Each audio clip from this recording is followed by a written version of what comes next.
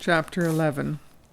We were coming into Woodbridge, and I was just wondering whether to wake the professor when the little window behind me slid back and he stuck his head out. "Hello," he said. "I think I must have been asleep." "Well, I should hope so," I said. "You needed it." Indeed, he looked much better, and I was relieved to see it. I'd been really afraid he would be ill after sleeping out all night, but I guess he was tougher than I thought. He joined me on the seat, and we drove to town. While he went to the station to ask about the trains, I had a fine time selling books. I was away from the locality where I was known, and had no shyness in attempting to imitate Mifflin's methods. I even went him one better by going into a hardware store where I bought a large dinner bell. This I rang lustily until a crowd gathered, and then I put up the flaps and displayed my books. As a matter of fact, I sold only one, but I enjoyed myself nonetheless. By and by Mifflin reappeared. I think he'd been to a barber. At any rate, he looked very spry. He had bought a clean collar and a flowing tie of a bright electric blue, which suits him rather well. "Well," he said, "the sage is going to get back at me for the punch in the nose. I've been to the bank to cash your check. They telephoned over to Redfield, and apparently your brother stopped payment on it. It's rather awkward. They seem to think I'm a crook." I was furious. What right had Andrew to do that? "The brute," I said. "What on earth shall I do?"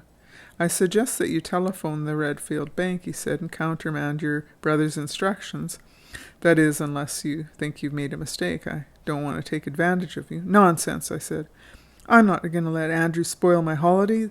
That's always his way. If he gets an idea into his head, he's a mule. I'll telephone to Redfield, and then we'll go and see the bank here."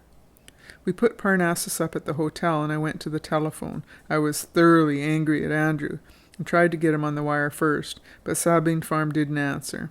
Then I telephoned to the bank in Redfield and got Mr. Shirley. He's a cashier, and I know him well. I guess he recognized my voice, for he made no objection when I told him what I wanted. "Now you telephone the bank in Woodbridge, and tell them to let Mr. Mifflin have the money. I'll go there with him to identify him." "Will that be all right?" "Perfectly," he said. The deceitful little snail, if only I'd known that he was concocting. Mifflin said there's a train 3:00, which he could take.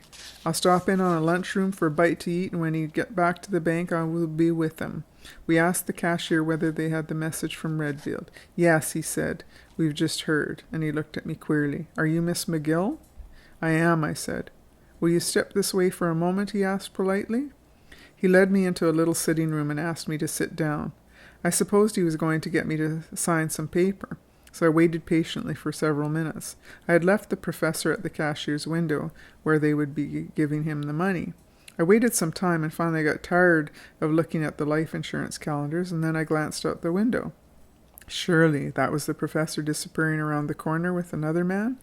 I returned to the cashier's desk. "What's the matter?" I said. "Your mahogany furniture is charming, but I'm tired of it. Do I have to sit here any longer? And where's Mr. Mifflin? Did he get his money?" The cashier, with a horrid little creature, side whiskers. "I'm sorry you had to wait, madam. The transaction is concluded. We gave Mr. Mifflin what was due him. There's no need for you to stay any longer." I thought this was very extraordinary. Surely the professor would not leave without saying goodbye. However, I noticed that the clock was 3 minutes to 3, so I thought perhaps he thought he had to run to catch his train. He was such a strange little man anyway. Well, I went back to the hotel, quite a little upset by the sudden parting. At least I was glad the little man had got his money all right. Probably he would write from Brooklyn, but of course I wouldn't get the letter till I returned to the farm, as that's the only address he'd have. Perhaps that wouldn't be so long after all. I didn't feel like going back now after Andrew had been so horrid. I drove Parnassus on the ferry. We crossed the river. I felt lost and disagreeable. Even the fresh movement through the air gave me no pleasure. Bach whined dismally inside the van. It didn't take me long to discover the Parnassusine all alone had lost some of its charms. I missed the professor, missed his abrupt, direct way of saying things, his whimsical wit, and I was annoyed by his skipping off without a word of goodbye. It didn't seem natural. I partially appeased my irritation by stopping at a farmhouse on the other side of the river and selling a cookbook. Then I started along the road for Bath, about 5 miles further on. Peg's foot didn't seem to bother her, so I thought it would be safe to travel that far before stopping for the night. Counting up the days, with some difficulty it seemed, as though I'd been away from home for a month. I remembered that this was Saturday night. I thought I'd stay in Bath over Sunday and get a good rest. We jogged sedately along the road and got out a copy of Vanity Fair. I was so absorbed by Becky Sharp that I wouldn't even interrupt myself to sell books at the houses we passed. I think reading a good book makes one modest. When you see the marvelous insight into human nature which a truly great book shows, it's bound to make you feel small, like looking at the dipper on a clear night, or seeing the winter sunrise when you go out to collect the morning eggs. And anything that makes you feel small is mighty good for you. "What do you mean by a good book?" said the professor. I imagined him saying it. It seemed to me as if he see him sitting there with his corncob pipe in his hand and that quizzical little face of his looking sharply at me. Somehow, talking with the professor had made me think. He was as good as one of those Scranton correspondence courses, I do believe, and no money to pay for postage. Well, I said to the professor, to myself, let's see, what is a good book? I don't mean books like Henry James's. He's Andrew's great idol. It always seemed to me that he had a kind of rush to words to the head and never stopped to sort 'em out properly. A good book ought to have something simple about it, and, like Eve, it ought to come from somewhere near the third rib. There ought to be a heart beating in it. The story that's all forehead doesn't amount to much. Anyway, it'll never get over a Dorcas meeting. That was the trouble with Henry James. Andrew talked too much about him. I took one of his books to read in the sewing circle over in Redfield. Well, after one try, I had to fall back on Pollyanna. I haven't been doing chores and running a farm for 15 years without getting some ideas about life, and even about books. I wouldn't set my literary views up against yours, Professor. I was still talking to Mifflin in my mind, nor even against Andrew's, but as I say, I've got some ideas of my own. I learned that honest work counts in writing books just as much as it does in washing dishes. I guess Andrew's books must come for some good after all, because he surely does mull over them without end.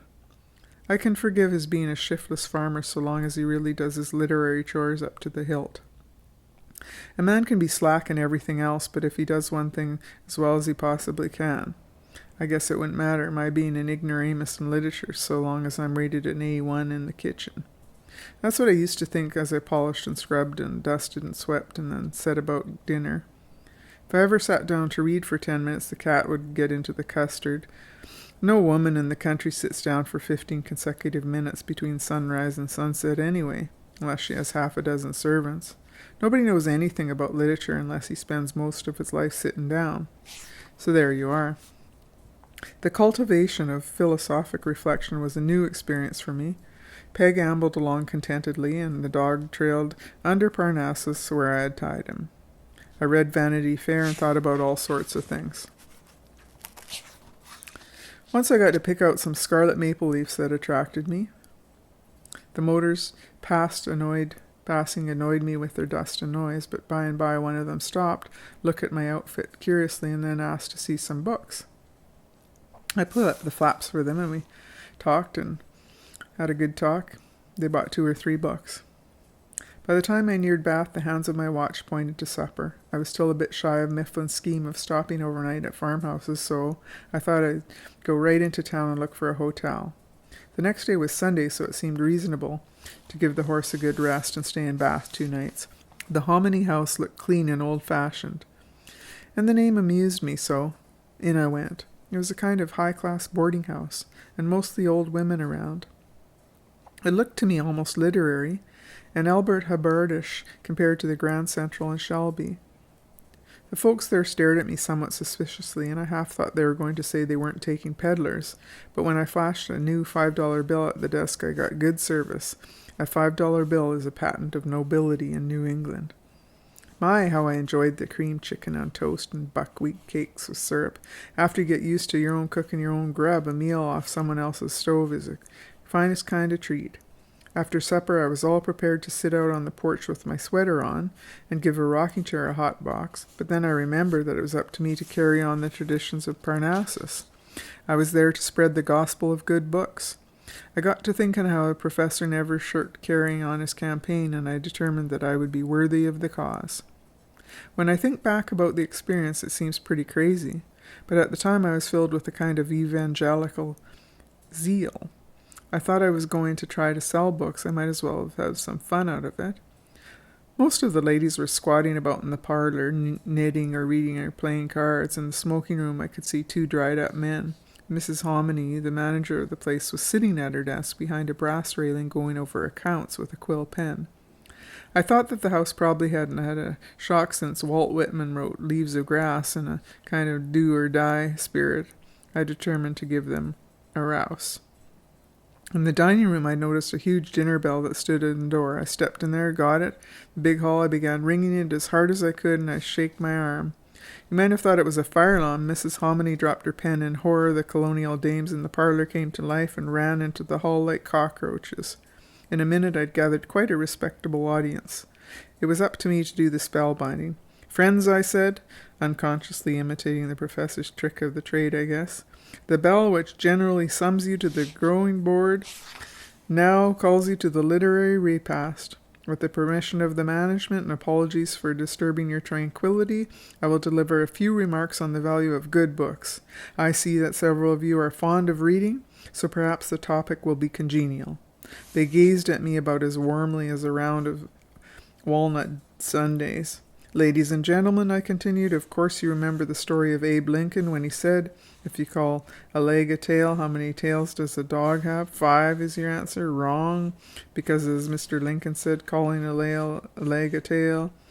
I think it was a good beginning, but that was as far as I got. Mrs. Hominy came out of her trance, hastened from the cage, grabbed my arm. She was quite red with anger. "Really," she said, "well, really, I must ask you to continue this some other place. We do not allow commercial travelers in this house."